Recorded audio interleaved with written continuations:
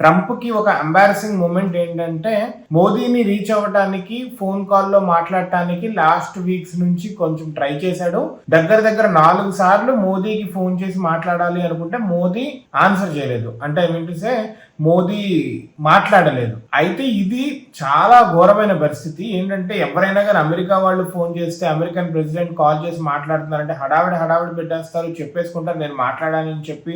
మళ్ళీ రిపోర్టర్స్ కి ఆ కంట్రీలో వాళ్ళతో చెప్పుకుంటారు, రిపోర్టర్స్ తో అండ్ వాళ్ళ అసెంబ్లీస్ లో ఇక్కడ అన్ని మాట్లాడుకుంటారు. కానీ మోదీ మాత్రం అవాయిడ్ చేశాడు, which is really strategic move అనే చెప్పొచ్చు. కానీ టైస్ పరంగా భారత్ అండ్ యుఎస్ టైస్ పరంగా చాలా క్లిష్టమైన పరిస్థితిలో ఉన్నాం. ఇప్పుడు చాలా వీకెన్ అయినట్టు ఒక రకంగా టైస్.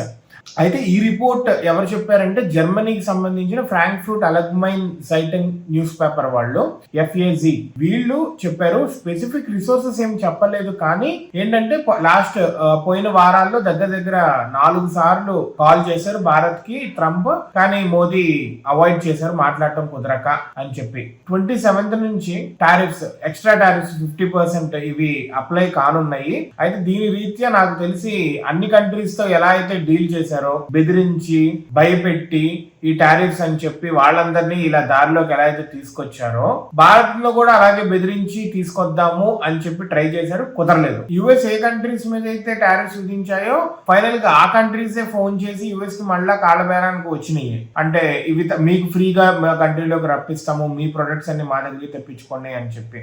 భారత్ ఆ పని చేయలేదు, అదే విధంగా మనం ఫోన్ చేయలేదు వాళ్ళకి, అదే విధంగా వాళ్ళు ఫోన్ చేస్తుంటే కూడా మన వాళ్ళు అవాయిడ్ చేశారు. దిస్ షోస్ చాలా స్ట్రాంగ్ స్టాండ్.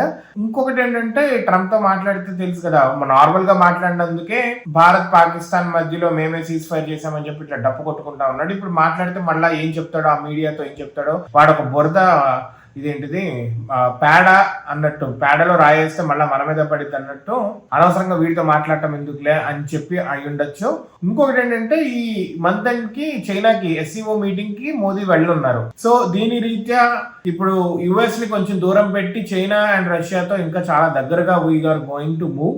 ఇప్పుడు ట్రంప్ తో మాట్లాడి మీరు బ్రిక్స్ ఈ మీటింగ్ లో లేకపోతే SCO మీటింగ్స్ లో కనుక ఇట్లా చైనాతో అయితే ఎక్స్ట్రా టారిఫ్ వేస్తానని చెప్పి ఎందుకు ఈ గోలంతా అని చెప్పి ఆ చెత్త కుప్పలతో మనకెందుకులే అని చెప్పి అయినా దూరం పెట్టి ఉండొచ్చు. లేకపోతే అది చెప్పి నేను ఆల్రెడీ రష్యన్ ఆయిల్ కొనటం మానేశారు, లేదంటే ఇదిగోండి వాళ్ళు మా ప్రొడక్ట్స్ ని 0% కి లేకపోతే ఫ్రీగా యుఎస్ ప్రొడక్ట్స్ ని భారత్ లోకి తీసుకెళ్తున్నారు, మా పాలని వీటన్నిటిని కూడా రాణిస్తానన్నారు అని చెప్పి మన వాళ్ళు చెప్పకపోయినా కానీ ట్రంప్ అలా బయట మీడియాలో చెప్పుకుంటూ తిరుగుతున్నాడు. మళ్ళా మాట్లాడితే ఏం చెప్పానంటాడో, ఏం చెప్పని కూడా చెప్పానంటాడో, చెప్పినవి కాదని అంటాడో, ఏం కల్పిస్తాడో కల్పితాల పరంగా అని చెప్పి అవాయిడ్ చేసి ఉండొచ్చు. మొత్తానికి this is an embarrassing moment for Trump.